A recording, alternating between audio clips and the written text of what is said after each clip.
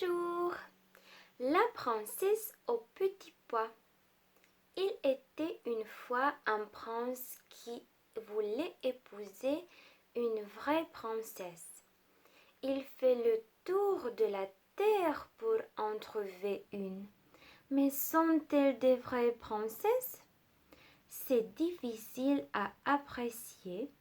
Toujours une chose ou l'autre ne lui semble pas parfaite. Il rentre chez lui tout triste.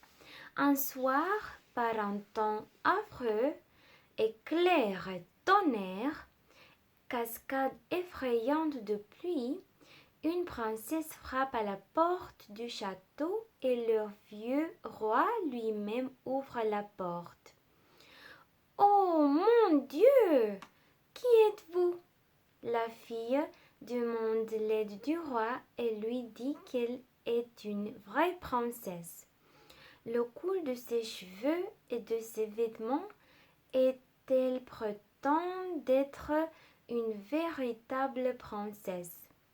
Jamais, le roi pense, mais il laisse la pauvre fille entrer. La vieille reine a un plan pour découvrir la vérité.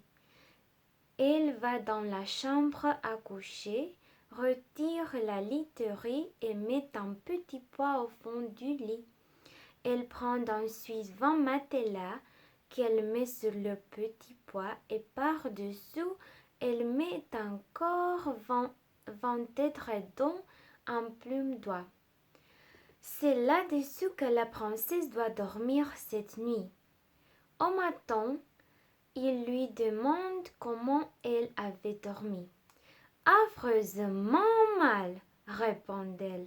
Je n'ai presque pas fermé l'œil de la nuit. Dieu sait ce qu'il y avait dans ce lit. J'étais couchée sur quelque chose de si dur que j'en ai des bleus et des noirs sur tout le corps. C'est terrible. Alors ils reconnaissent que c'est une vraie princesse puisque à travers les 20 matelas et les 20 édredons, elle avait senti le petit pois.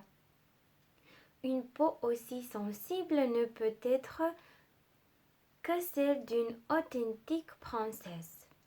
Le prince la prend donc pour femme, sûr maintenant d'avoir trouvé une vraie princesse. Et le petit pois est exposé dans le cabinet des trésors d'art où l'on peut encore le voir. Merci, au revoir.